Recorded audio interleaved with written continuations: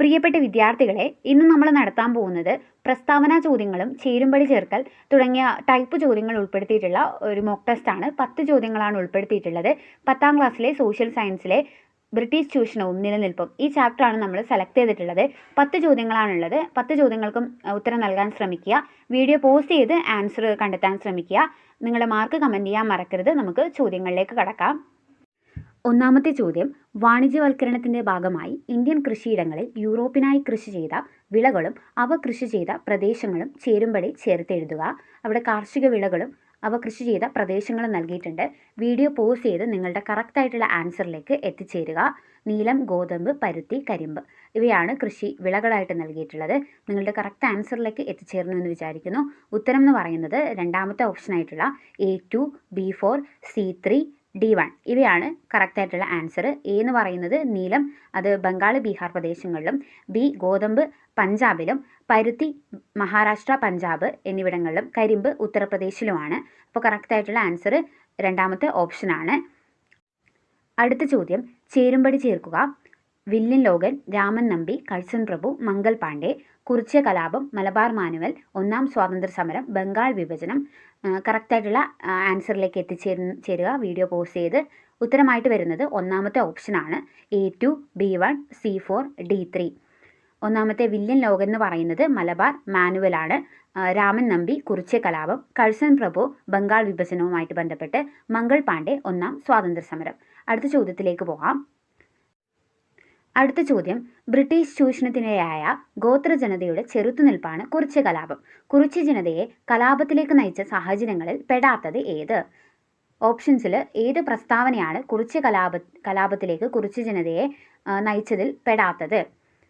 Options നോക്കുക, നിങ്ങളുടെ ഉത്തരത്തിലേക്ക് എത്തുക. ഉത്തരമായിട്ട് വരുന്നത് 3 3 മാത്രമാണ് ഇതിൽ തെറ്റ്. 3 മാത്രം തെറ്റാണ്. ബ്രിട്ടീഷുകാരുടെ അധിക നികുതി ചുമത്തൽ, നികുതി പണമായി അടയ്ക്കാൻ നിർബന്ധിച്ചത്, നികുതി നൽകാത്തവരുടെ കൃഷിഭൂമി പിടിച്ചെടുത്തത്. ഇതാണ് കുറിച്യ ജനതയെ കലാപത്തിലേക്ക് നയിച്ച സാഹചര്യങ്ങളിൽ പെടുന്നത്. പെടാത്തത് നീലം കൃഷി ചെയ്യാൻ നിർബന്ധിച്ചത് ആണ് പെടാത്തത്. അടുത്ത ചോദ്യത്തിലേക്ക് പോവാം. ഇന്ത്യൻ സമ്പത്ത് ബ്രിട്ടനിലേക്ക് ചോർന്നത് ചുവടെ പറയുന്നവയിൽ ഏതൊക്കെ രീതികളിൽ ആയിരുന്നു?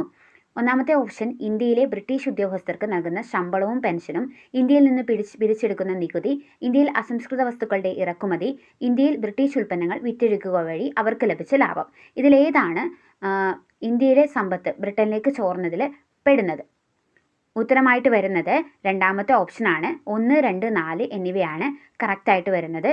ഈ 3 രീതികളിലാണ് ഇന്ത്യയിൽ നിന്ന് സമ്പത്ത് ബ്രിട്ടനിലേക്ക് ചോർന്നത്. അപ്പോൾ അടുത്ത ചോദ്യത്തിലേക്ക് പോകാം. താഴെ തന്നിരിക്കുന്നവ കാലഗണനാ ക്രമത്തിൽ എഴുതുക. ഇന്ത്യൻ നാഷണൽ കോൺഗ്രസിൻ്റെ രൂപീകരണം, രണ്ടാമത്തേത് ബംഗാൾ വിഭജനം, മൂന്നാമത്തേത് കുറിച്യ കലാപം, ഒന്നാം സ്വാതന്ത്ര്യ സമരം. ഇവ കാലഗണനയ്ക്കനുസരിച്ച് ക്രമീകരിക്കുക. കറക്റ്റായിട്ട് വരുന്ന ആൻസർ 3, 4, 1, 2 ഇതാണ് കറക്റ്റായിട്ട് വരുന്ന ആൻസർ. രണ്ടാമത്തെ ഓപ്ഷനാണ് 3, 4, 1, 2. കുറിച്യ കലാപം 1812 ഒന്നാം സ്വാതന്ത്ര്യ സമരം 1857, ഇന്ത്യൻ നാഷണൽ കോൺഗ്രസിൻ്റെ രൂപീകരണം 1885, ബംഗാൾ വിഭജനം 1905. ഓക്കെ, അപ്പോൾ അടുത്ത ചോദ്യത്തിലേക്ക് പോകാം.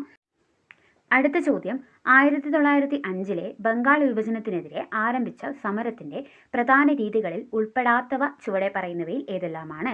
ഉൾപ്പെടാത്തവയാണ് ചോദിച്ചിട്ടുള്ളത്. അപ്പോൾ ഓപ്ഷൻസ് നൽകിയിട്ടുണ്ട്. ഇതിലേതാണ് ഉൾപ്പെടാത്തവ? കറക്റ്റായിട്ടുള്ള ആൻസർ വരുന്നത് രണ്ടാമത്തെ ഓപ്ഷനാണ്. 2, 4 ഇവയാണ് തെറ്റ്.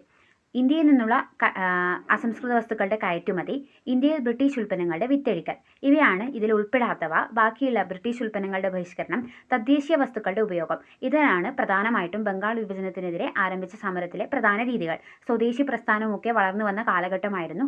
അപ്പോൾ നമ്മുടെ തദ്ദേശീയമായിട്ടുള്ള വസ്തുക്കളുടെ ഉപയോഗം, തദ്ദേശീയ ഉൽപ്പന്നങ്ങളുടെ ഉപയോഗം ആ കാലഘട്ടത്തിൽ വർദ്ധിച്ചു. ബ്രിട്ടീഷ് ഉൽപ്പന്നങ്ങളെ ബഹിഷ്കരിക്കുകയാണ് ഉണ്ടായത്.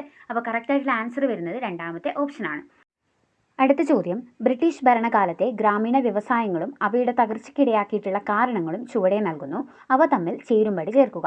ബ്രിട്ടീഷ് ഭരണകാലത്തെ ഗ്രാമീണ വ്യവസായങ്ങളും അവയുടെ തകർച്ചയ്ക്കിടയാക്കിയിട്ടുള്ള കാരണങ്ങളും നൽകിയിട്ടുണ്ട്. കറക്റ്റായിട്ട് ഒന്ന് ചേരുംപടി ചേർക്കുക. നിങ്ങളുടെ ആൻസർ വീഡിയോ പോസ് ചെയ്ത് കണ്ടെത്തുക. കറക്റ്റ് ആൻസറായിട്ട് വരുന്നത് ഒന്നാമത്തെ ഓപ്ഷനാണ്. A4, B2, C1, D3 ഇതാണ് കറക്റ്റായിട്ട് വരുന്ന ആൻസർ. അടുത്ത ചോദ്യത്തിലേക്ക് പോകാം. സ്വദേശി പ്രസ്ഥാനവുമായി ബന്ധപ്പെട്ട് ചുവടെ പറയുന്നവയിൽ വസ്തുതകളിൽ ശരിയായിട്ടുള്ള ജോഡികൾ ഏതെല്ലാം? സ്വദേശി പ്രസ്ഥാനവുമായിട്ട് ബന്ധപ്പെട്ട് ചുവടെ പറയുന്ന വസ്തുതകളിൽ ശരിയായിട്ടുള്ള ജോഡികൾ ഏതെല്ലാം? കറക്റ്റ് ആൻസർ ആയിട്ട് വരുന്നത് ആൻസർ 1, 3 ഇതാണ് ശരി. രണ്ടാമത്തെ ഓപ്ഷനാണ് കറക്റ്റായിട്ട് വരുന്നത്. അടുത്ത ചോദ്യത്തിലേക്ക് പോകാം. അടുത്ത ചോദ്യം, ചേരുംപടി ചേർക്കുക. താഴെ കൊടുത്ത കാര്യങ്ങൾ ശരിയായിട്ടുള്ള രീതിയിൽ ചേരുംപടി ചേർക്കുക. കറക്റ്റ് ആൻസർ ആയിട്ട് വരുന്നത് ഒന്നാമത്തെ ഓപ്ഷനായിട്ടുള്ള A2, B4, C1, D3 എന്നിങ്ങനെയാണ്. അടുത്ത ചോദ്യത്തിലേക്ക് പോകാം. താഴെ പറയുന്നവയിൽ ശരിയായിട്ടുള്ള പ്രസ്താവനകൾ തിരഞ്ഞെടുക്കുക.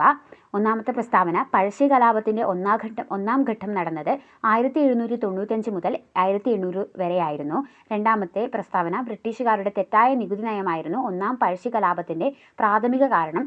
മൂന്നാമത്തെ പ്രസ്താവന, കുറിച്യ കലാപം ഒരു ഗോത്ര കലാപമായിരുന്നെങ്കിലും കൊളോണിയൽ ചൂഷണത്തിൻ്റെ ദുരിതമനുഭവിച്ച സമൂഹത്തിലെ എല്ലാ വിഭാഗം ജനങ്ങളും ഇതിനെ പിന്തുണച്ചു. നാലാമത്തെ പ്രസ്താവന, രാമൻ നമ്പിയായിരുന്നു കുറിച്യ കലാപകാരികളുടെ നേതാവ്. അപ്പോൾ ഈ പ്രസ്താവനകളിൽ ശരിയായിട്ടുള്ള പ്രസ്താവനകളാണ് തിരഞ്ഞെടുക്കേണ്ടത്. ഓപ്ഷൻസ് അവിടെ നൽകിയിട്ടുണ്ട്. കറക്റ്റായിട്ടുള്ള ആൻസർ വരുന്നത് 2, 3, 4 എന്നിവ ശരി. ഒന്നാമത്തെ ഓപ്ഷനാണ് കറക്റ്റായിട്ട് വരുന്നത്. 2, 3, 4 ഈ പ്രസ്താവനകളാണ് കറക്റ്റ് ആൻസർ ആയിട്ട് വരുന്നത്. അടുത്ത ചോദ്യത്തിലേക്ക് പോകാം. 10 ചോദ്യങ്ങളായിട്ടുണ്ട്. നിങ്ങളുടെ മാർക്ക് കമൻറ്റ് ചെയ്യാൻ മറക്കരുത്.